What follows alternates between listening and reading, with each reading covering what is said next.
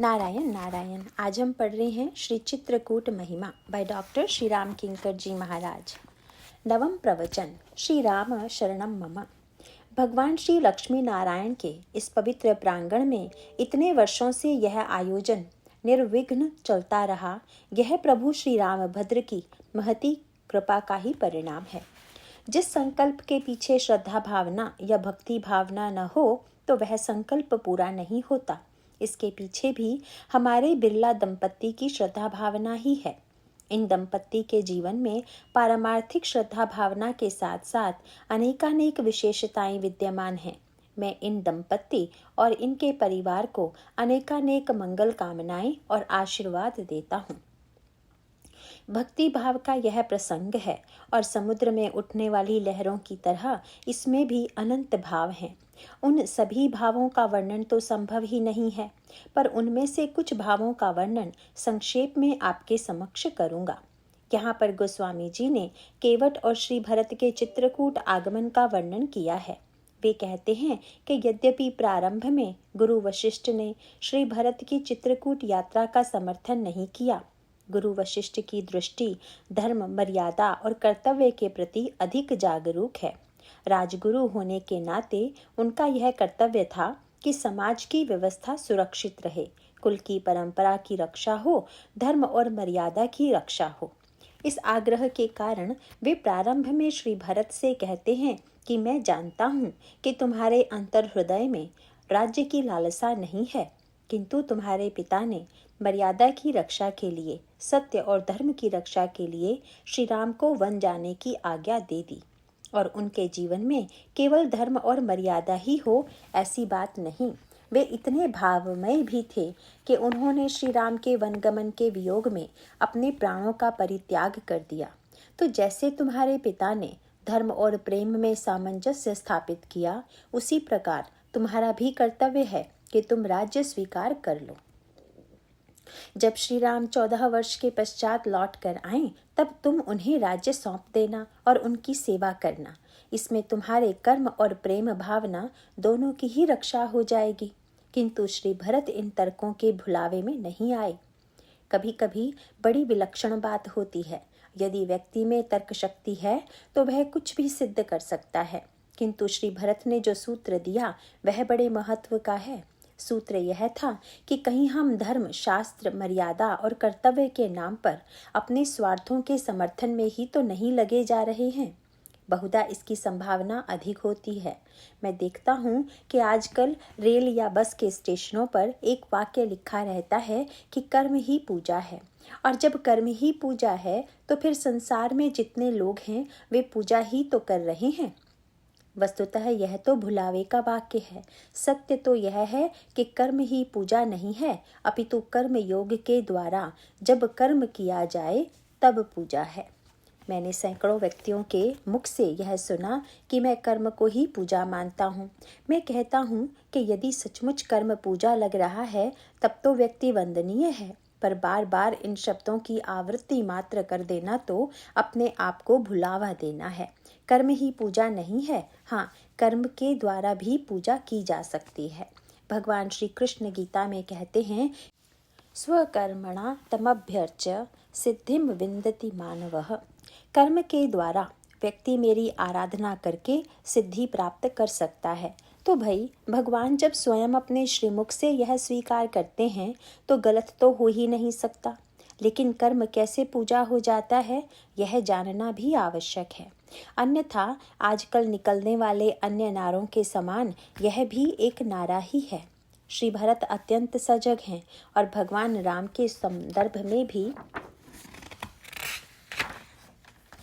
गोस्वामी जी ने ऐसी ही मीठी बात कही है।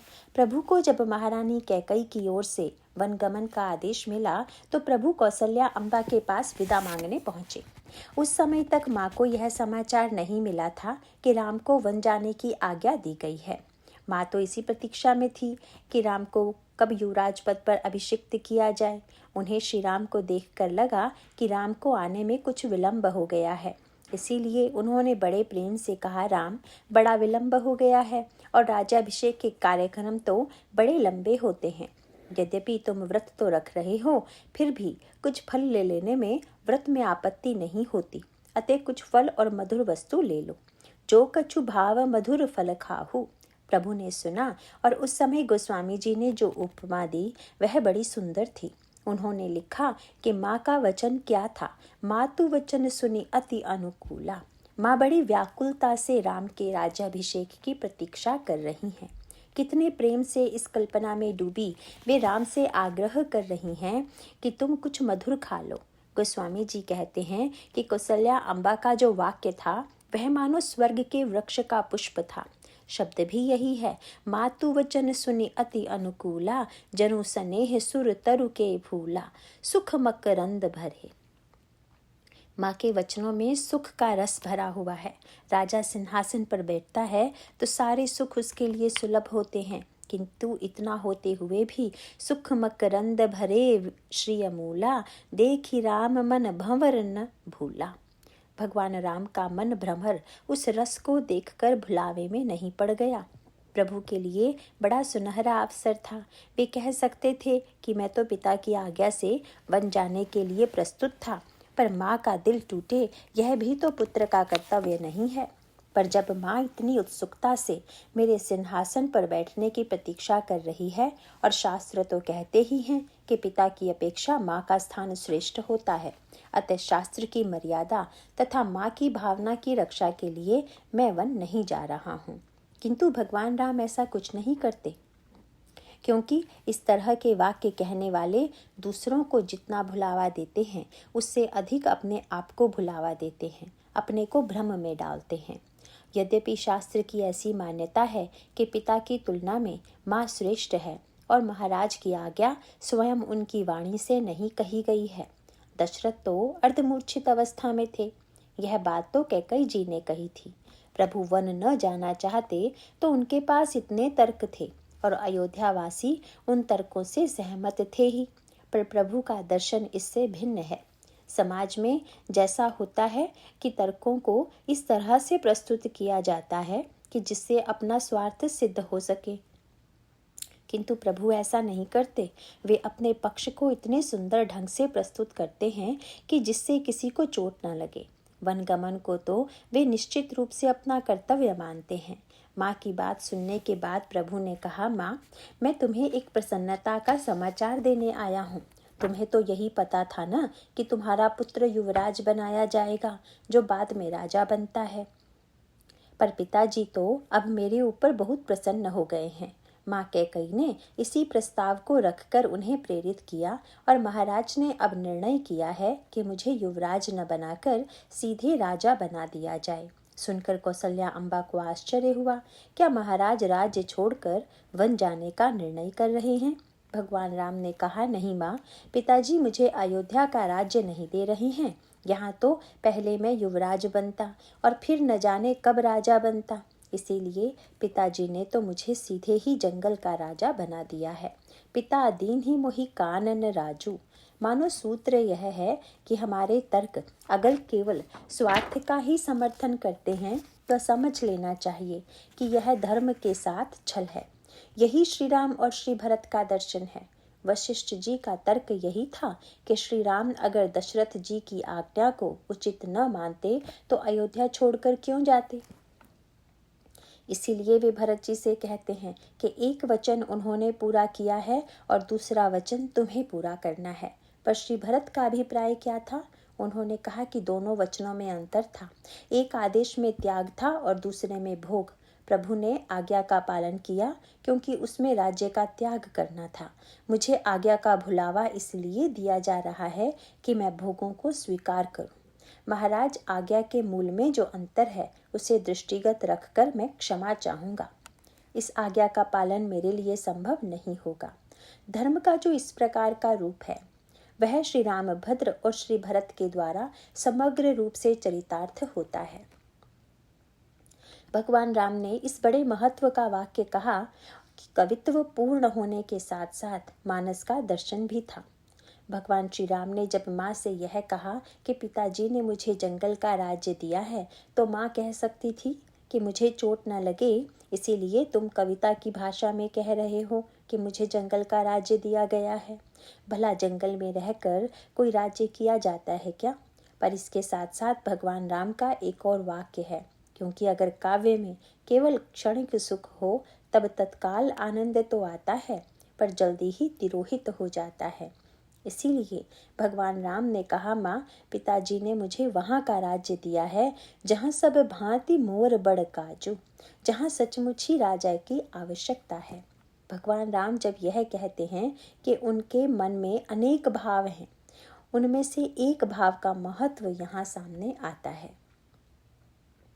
संसार में अपने सत्य की रक्षा करने के लिए त्याग करने वाले तो अनेक व्यक्ति मिलेंगे, पर दूसरे के सत्य की रक्षा के लिए त्याग करने वाले तो हमारे प्रभु श्री रामभद्र ही हैं। प्रभु जिसे बड़ काजू कह रहे हैं, वह बड़ा काज कौन सा है? यहाँ मुझे उस दोहे का स्मरण आता है जिसे गोस्वामी जी ने चित्रकूट के प्रसंग में लिखा। गोस्वामी जी कहते हैं कि भगवान श्री राम ने एक योजना बनाई। उन्होंने यह अनुभव किया कि समाज में अनेक महापुरुष हुए हैं, पर ऐसा गुण चरित्र जो समाज में सभी के लिए समग्र रूप से उपयोगी हो, इन महापुरुषों में नहीं है। साथ ही प्रभु को यह भी दिखाई दे रहा है कि अगर यह समग्रता किसी के चरित्र में है तो वे महापुरुष हैं श्री भरत। इसीलिए जब प्रभु ने कहा कि वन में बहुत बड़ा कार्य है, तो इसे सुनकर देवताओं को लगा कि प्रभु कह रहे हैं कि देवताओं का स्वार्थ पूरा करना है, क्योंकि लोग तो अपने पक्ष में ही अर्थ लेते हैं। उन्हें लगा कि प्रभु कह रहे हैं कि रावण का वध करना है, देवताओं का सुख वैभव लौटाना है। पर जरा विचार कीजिए कि यह बड़ काजू प्रभु की दृष्टि में क्या है। भगवान श्री राम ने अनुभव किया कि श्री भरत में अनंत सद्गुण हैं, वे समुद्र के समान गंभीर हैं, और जैसे बाहर से देखने पर समुद्र में केवल लहरें ही दिखाई देती हैं, उसके भीतर क्या है यह नहीं दिखाई देता। इसीलिए जैसे समुद्र मंथन होने पर 14 रत्न प्रकट हुए थे, उसी प्रकार से मैं चाहता हूँ कि श्री भरत समुद्र का मंथन करके उनके अनगिनत गुणों में से कुछ गुणों को प्रकट करूं। समुद्र मंथन के लिए मंदराचल पर्वत को मथानी बनाया गया था, और प्रभु वन में केवल इसीलिए गए कि 14 वर्ष के विरह की इस मथानी के द्वारा वे भरत समुद्र को मथना चाहते हैं। यही बात गोस्वामी जी चित्रकूट प्रसंग में कहते हैं। उन्होंने कहा कि यदि भगवान राम और श्री भरत में यह वियोग न हुआ होता तो श्री भरत के गुण संसार के सामने कभी नहीं आते। संसार उन दिव्य गुणों से वंचित रह जाता, विशेष रूप में उससे जो प्रेम की परिपूर्णता है। यद्यपि पहले भी अनेक महापुरुष थे, पर उनके जीवन में प्रेम की ऐसी परिपूर्णता नहीं थी। चित्रकूट माने समुद्र मंथन की पराकाष्ठा। इस भरत समुद्र के मंथन में भी विष निकला, उसका पान कैकई को करना पड़ा। श्री भरत कैकई की जो कठोर शब्दों में निंदा करते हैं वही मानो विष है। पहले समुद्र मंथन से जो विष निकला था वह जो जलाने वाला था, पर भरत समुद्र मंथन से जो विष निकला वह इतना कल्याणकारी है कि उसने कैकई के मानस रोगों को नष्ट कर दिया, उन्हें स्वस्थ बना दिया। उस समुद्र मंथन से प्राप्य कुछ वस्तुएं ऐसी भी हैं जो ग्रहण करने योग्य नहीं हैं। वहाँ कुछ वस्तुओं को अच्छे व्यक्तियों ने लिया तथा कुछ असुरों ने पाया। अमृत देवताओं को मिला और असुरों ने सुरापान किया। गोस्वामी जी से किसी ने पूछा कि जब भरत समुद्र का मंथन हुआ तब अमृत तो निकला ही, यह बताइए शराब भी निकली या नहीं? उस सुरा का तो असुरों को पिलाया गया था, यहाँ यदि सुरा निकली तो उसे किसे पिलाया गया? गोस्वामी जी ने कहा कि यहाँ भी बड़ी अद्भुत सुरा निकली। यह सुरा भी चित्रकूट के मार्ग में चित्रकूट से थोड़ा पहले निकली। गोस्वामी जी कहते हैं कि श्री भरत जिस समय चलते हुए राम नाम लेते हैं, उस समय जो उनका दर्शन करते हैं तथा जो उनकी वाणी से प्रभु के मंगलमय नाम का श्रवण करते हैं, उनकी दशा बड़ी विचित्र हो जाती है। श्री भरत में प्रेम है, यह तो कोई विलक्षणता है ही नहीं, क्योंकि देखी भरत गति अकथ अतीवा, प्रेम मगन खग मृग जड़ जीवा। पशु पक्षी और यहाँ तक कि पत्थर भी प्रेम रस से सराबोर हो गए। पर एक बड़ी मीठी बात गोस्वामी जी ने लिखी थी कि अयोध्यावासी ऐसे चल रहे हैं कि जैसे कुछ लड़खड़ा रहे हों। यह भी हो सकता था कि यात्रा करते करते थक गए हों, पर वे लड़खड़ा क्यों रहे हैं? गोस्वामी जी ने कहा कि जो लोग शराब पी लेते हैं वे चलने में लड़खड़ाते ही हैं। तो श्री भरत चरित्र के मंथन से एक सुरा निकली और वह सुरा है स्नेह। प्रेम अमृत है और स्नेह सुरा। अयोध्यावासी जिस स्थिति में जा रहे हैं उसका वर्णन करते हुए गोस्वामी जी कहते हैं, जाहि स्नेह सुरा सब छाके। सब ने स्नेह की सुरा छक कर पी है और तब स्थिति क्या हो गई? बोले, शिथिल अंग पग डगमग डोलही, विह्वल वचन प्रेम बस बोलही। प्रेम के अमृत की तो बात ही क्या, जिसके स्नेह की सुरा इतना धन्य बनाने वाली हो, उस भरत समुद्र के चरित्र की आप कल्पना तो कीजिए। इस संदर्भ में मुझे एक बात याद आती है। आगे चलकर चित्रकूट में अयोध्या वासियों का जब भगवान राम से संवाद होता है तो वे कहते हैं, प्रभु भरत जी तो अपने आप को बहुत बड़ा पापी मानते हैं। वे तो यही कहते हैं कि मेरे समान पापी कोई नहीं, मोह समान को पाप निवासु। प्रभु ने भरत जी से पूछा, भरत तुम मुझे सत्यवादी मानते हो कि नहीं? श्री भरत ने कहा, प्रभु मैं नहीं मानता, क्योंकि आप तो साक्षात सत्य हैं। वादी तो व्यक्ति होता है। प्रभु ने कहा, भरत मैं तुम्हें बताना चाहता हूँ कि तीनी काल त्रिभुवन मत मोरे, पुण्य से लोक तात तर तोरे। तीनों लोकों में और तीनों कालों में जितने पुण्यात्मा हुए हैं और होंगे, वे सब तुमसे नीचे हैं। जब श्री भरत तो कहते हैं कि मोह समान को पाप निवासु, और प्रभु ने सर्वश्रेष्ठ पुण्यात्मा कह रहे हैं। प्रभु ने कहा, भरत तुम इसे अतिशयोक्ति मत समझना कि मैं तुम्हारी प्रशंसा में यह कह रहा हूँ, क्योंकि इससे पूर्व मैं अपने आप को संसार में सबसे बड़ा पुण्यात्मा मानता था। अब मुझे सिंहासन मिलने की बात आई तो मुझे लगा कि कुछ बुरा प्रारब्ध आ गया, लेकिन जब माँ ने वन जाने के लिए कहा तो लगा कि नहीं नहीं, मैं कितना बड़ा पुण्यात्मा हूँ। प्रभु ने यही बात महर्षि वाल्मीकि से कही। उनका शब्द यही है, तात वचन पुनि मातु हित, भाई भरत असराव, मोह कह दरस तुम्हार प्रभु, सब मम पुण्य प्रभाव। मुनिराज, मेरे वन जाने से माँ की इच्छा पूरी हुई, पिताजी का सत्य बचा, छोटे भाई भरत को राज्य मिला और मुझे आप जैसे महापुरुषों का दर्शन मिला। अतः मैं कितना बड़ा पुण्यात्मा हूँ। लेकिन अब मेरा विचार बदल गया है। अब तो मुझे यही लगता है कि सबसे बड़े पुण्यात्मा तुम हो भरत। अब तक मैं समझता था कि यह सब मेरे पुण्य का फल है, पर अब तुम्हारी नई व्याख्या सुनने को मिली है कि व्यक्ति पाप प्रारब्ध से कष्ट पाता है। श्री भरत से पूछा गया कि भगवान राम ने मनुष्य रूप में अवतार लिया तो कोई पाप प्रारब्ध रहा होगा। श्री भरत ने कहा कि ऐसा नहीं है, अन्य लोग तो अपने प्रारब्ध का फल भोगते हैं, पर प्रभु तो इतने सुहृद और शील संधु हैं कि पाप तो मेरा था, पर प्रभु ने निर्णय किया कि पाप का फल किसी न किसी को तो भोगना चाहिए, अतः भरत के स्थान पर मैं इसके पाप का फल भोग लूं। यही व्याख्या उन्होंने की। मोह समान को पाप निवासु, जेहि लगी सिय राम बनवासु। व्याख्या सुनकर प्रभु ने कहा, भरत जिस वनगमन को मैं आज तक अपने पुण्य का फल मानता रहा, जब मुझे यह पता चला कि वह तुम्हारे पाप का फल है, तब तो भाई मेरे पुण्य से तुम्हारा पाप ही श्रेष्ठ है, इसीलिए तुम ही प्रणम्य हो। मानो श्री भरत में जो कुछ है वह अन्यतम है। भरत समुद्र की सुरा तथा अमृत दोनों ही व्यक्ति को धन्य बनाते हैं। सुरा तो व्यक्ति भूलने के लिए ही पीता है। उस सुरा को पीकर तो व्यक्ति अपने आप को भूल जाता है, पर इस सुरा को पीकर व्यक्ति न केवल अपने आप को, अपने शरीर के भान को भूल जाता है, अपितु श्री राम की स्मृति में भी डूब जाता है। गोस्वामी जी चित्रकूट यात्रा का विशद वर्णन करते हुए मानो बताना चाहते हैं कि यदि प्रभु वन न जाते तो श्री भरत की यह यात्रा न होती, और यदि यह यात्रा न होती तो संसार साधना के दिव्य तत्वों ज्ञान, वैराग्य, योग, भक्ति, प्रेम आदि से वंचित रह जाता। भगवान राम ने जब यह वाक्य कहा कि पिता दीन मोहि कानन राजू, जहाँ सब भांति मोर बड़ काजू, तो मानो उनका अभिप्राय था कि माँ बिना वन गए अर्थात बिना मथे तो भरत का हृदय अपनी भावनाओं को प्रकट नहीं करेगा। इस बार श्री भरत की यात्रा में वर्णित 5 वृक्षों का प्रसंग लिया गया।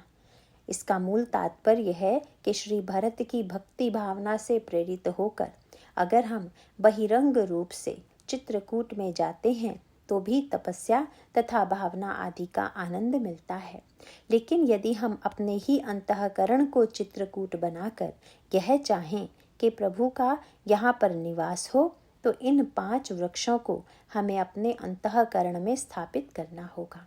विवेक का वृक्ष जामुन के रूप में, जप का वृक्ष पाकरी के रूप में, तमाल का वृक्ष भगवान के रूप संदर्भ में, रसाल अनुराग का प्रतीक है और वट वृक्ष प्रकाश तथा अंधकार का मिलाजुला रूप है। इस संदर्भ में गोस्वामी जी इस वट को सर्वाधिक महत्व देते हैं। वे कहते हैं कि इसके लाल लाल फल और नीले नीले पत्तों को देखकर लगता है कि ब्रह्मा ने विशेष रूप से इसका निर्माण किया है। यह प्रेम की बहुत उत्कृष्ट व्याख्या है। प्रेम की व्याख्या क्या है और प्रेम को अनिर्वचनीय क्यों कहते हैं? इसका अभिप्राय है कि जहाँ अंधकार होता है वहाँ प्रकाश नहीं होता और जहाँ प्रकाश होता है वहाँ अंधकार नहीं होता। पर जहाँ सूर्य के परम प्रकाश के साथ अंधकार भी हो, ऐसा विलक्षण तत्व तो प्रेम ही है, जिसकी पूरी व्याख्या कर सकना संभव नहीं है। इसी का सूत्र यहाँ पर दिया गया है। सूत्र यह है कि श्री भरत का भगवान राम से संयोग है कि वियोग। संसार में जब हम किसी के पास होते हैं तो संयोग होता है और दूर रहते हैं तो वियोग होता है। तो भाई, प्रेम संयोग है कि वियोग है, दुख है कि सुख है, जीवन है कि मृत्यु है। इसका सूत्र है कि प्रेम ही ऐसा तत्व है जिसमें समस्त विरोधी धर्म निवास करते हैं। इस संदर्भ में मुझे स्मरण आ रहा है, कलकत्ते में हमारे बिरला परिवार ने मंगल माधव की जो विशाल प्रतिमा स्थापित की है, उनका दर्शन करने गया तो वहाँ बड़ा अद्भुत विरोधाभास दिखाई दिया कि भगवान के एक हाथ में चाबुक है तथा साथ साथ फेंटे में मुरली है। देखकर बड़ा विचित्र लगा, क्योंकि मुरली तो वृंदावन की भावभूमि में है और चाबुक वे महाभारत में चलाते हैं। बस यही ईश्वर की अखिल विरुद्ध धर्माश्रयता है, जिसमें समस्त विरोधाभास एक साथ दृश्यमान हो। यह तो एकमात्र उसी में संभव है और जो भगवान में है उससे भी अधिक भक्त के हृदय में है, भक्त के प्रेम में है। इसीलिए भक्तों ने प्रेम को भगवान से भी बड़ा मान लिया। आप सोचें, भगवान राम से श्री भरत का वियोग है क्या? यदि यह वियोग है तो फिर संयोग क्या होता है? श्री भरत तो प्रतिक्षण भगवान में ही रमे हुए हैं।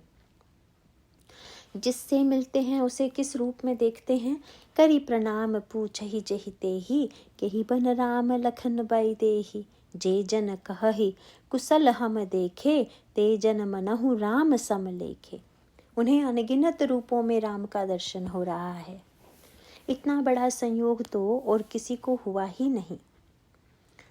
और दूसरी ओर विरह की पराकाष्ठा यह है कि राम विरह सागर मह, भरत मगन मत होत। रहु एक दिन अवधि अधारा, और तब निर्णय कर लिया कि बीते अवधि रही जो प्राणा, अधम कवन जग मोहि समाना। कहा जाता है कि जब श्री भरत लौटने लगे तो प्रभु ने केवल पादुका ही नहीं दी, अपितु पादुका के रूप में भगवान राम और श्री सीता जी स्वयं आए। गोस्वामी जी ने पंक्ति भी यही लिखी है, भरत मुदित अवलंब लहेते, अस सुख जस सिय राम रहेते। पादुका नहीं, एक पादुका श्री सीता जी का रूप तथा दूसरा राम का रूप है। इसके द्वारा मानो प्रभु ने संकेत किया कि प्रत्यक्ष रूप से तो मैं चित्रकूट में निवास करूंगा, पर भरत मुझे लौटाने आए हैं, अतः पादुका के रूप में उनके साथ अयोध्या वापस जाऊंगा। किसी ने प्रभु से पूछा कि जब आपका रूप पादुका में है और आप शरीर के रूप में भी हैं, तो क्यों नहीं आप पादुका को यहाँ छोड़ देते और स्वयं अयोध्या वापस लौट जाते? प्रभु ने कहा, भाई, वन में मुझे इस रूप में पहचानने वाले भी कम हैं, पर पादुका के रूप में मुझे पहचानने की दृष्टि तो बस भरत के पास ही है। यह दृष्टि अन्य किसी को प्राप्त नहीं है।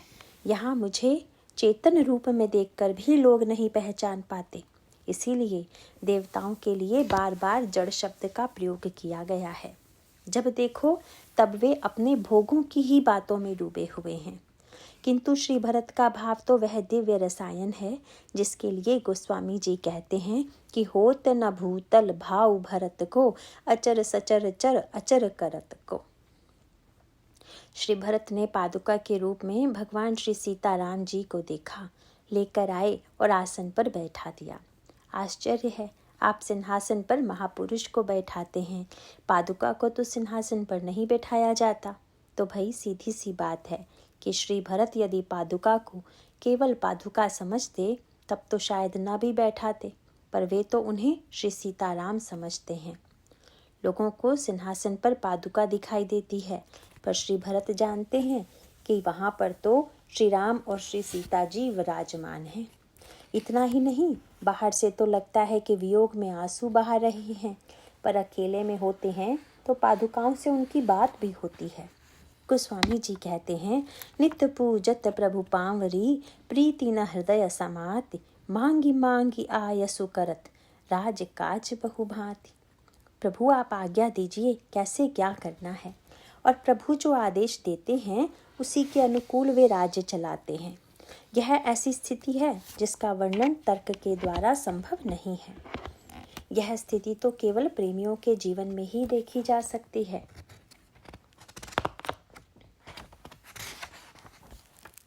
सूरदास जी ने जब प्रेम का वर्णन किया तो यही कहा कि श्री राधा रानी भगवान कृष्ण को सामने देख रही हैं यह संयोग है कि वियोग।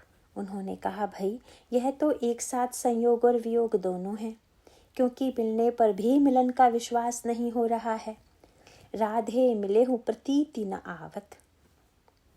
जब दिखाई दे रहे हैं तो विश्वास क्यों नहीं हो रहा है? क्योंकि यद्यपि नाथ विधु बदन बिलोकन, दर्शन को सुख पावत, भरी भरी लोचन रूप परम निधि, हियमह आनि दुरावत। उस रूप सौंदर्य को नेत्रों से पीकर अपने हृदय में धारण कर रही हैं, तो फिर वियोग कहाँ से आ गया? वे कहते हैं, सपनों आही की आही सत्य यह। सोच रही हैं कि मैं जो देख रही हूँ वह सपना है या सत्य है। बोले बुद्धि वितर्क बढ़ावत, नहीं नहीं, मैं सपने में यह देख रही हूँ, क्योंकि श्याम सुंदर तो यहाँ नहीं है। किसी ने सूरदास जी से कहा, महाराज ये बातें तो व्यर्थ की सी लगती हैं, तर्क संगत हैं क्या? वे कहते हैं, भाई सूर प्रेम की बात अटपटी, मन तरंग उपजावत। ये तो प्रेम की तरंगे हैं, इसमें कभी संयोग और कभी वियोग के भावोद्गार उत्पन्न होते रहते हैं। मानो जहाँ प्रकाश और अंधकार एक साथ निवास करते हैं वही प्रेम है, वही विश्वास है, और उसी भूमि में श्री भरत और श्री राम का मिलन होता है। अब भाई चलते चलाते मिलन की बात भी कह दे। वैसे यहाँ तो चलना और फिर बार बार लौटना यही क्रम है। यहाँ पर वट स्वयं प्रेम है। श्री लक्ष्मण सूचना देते हैं तो कैसे, कहत सप्रेम नाई नहीं बात था। और जब भगवान राम उठते हैं तो उठे राम सुनि प्रेम अधीरा, फिर भर बस लिए उठाई उर। और जब मिले तो गोस्वामी जी ने लिखा, परम प्रेम पूरन दो भाई। यहाँ न श्री राम है और न श्री भरत, कोई नहीं, बस यहाँ तो एकमात्र प्रेम ही प्रेम है। मानो ऐसी स्थिति जहाँ जाकर व्यक्ति द्वंद्वों का अनुभव करके भी धन्यता प्राप्त कर लेता है। जिसका रुदन, जिसका हास्य, जिसका सुख, जिसका दुख, जिसका संयोग और वियोग केवल उसे ही नहीं अपितु दर्शन करने वाले को भी धन्यता प्रदान करता है, ऐसी यह पंचवटी की भूमि है। वट की व्याख्या अब अगले वर्ष के लिए छोड़ देते हैं। यहाँ पर श्री भरत बाहर भी प्रभु का दर्शन कर रहे हैं और अपने हृदय में भी उन्हें धारण किए हुए हैं। भरत हृदय सिय राम निवासु। फिर भी दूसरा व्यक्ति दिखला रहा है कि प्रभु को देखिए, क्या विलक्षण आनंद है। जो अपरिचित नहीं हैं उन्हें अपरिचित बताएं कि ये देखिए जो हृदय में है उसे कोई बाहर वाला बताए कि आप आँखों से देखिए। यह प्रेम की स्थिति जब हम सबके हृदय में आ जाए तो वह सर्वश्रेष्ठ स्थिति है। जब तक नहीं आती है तब तक कर्म के माध्यम से भी पूजा करें, कर्तव्य का पालन करें, लेकिन अपने को भ्रम में न डालकर। और जब तक अयोध्या की कर्म भूमि से चित्रकूट की प्रेम भूमि तक नहीं पहुंच जाते तब तक जीवन में सच्चे आनंद की अनुभूति नहीं होती। आप सब लोगों के प्रति हार्दिक आशीर्वाद, मंगल कामना तथा बिरला दंपति और उनके समस्त परिवार को शुभ आशीर्वाद देता हुआ इस प्रसंग को मैं विराम देता हूँ। जासु नाम भव भेषज हरन घोर त्रयसूल, सो कृपालु मोहितो पर सदा रहौ अनुकूल। बोलिए सियावर रामचंद्र की जय।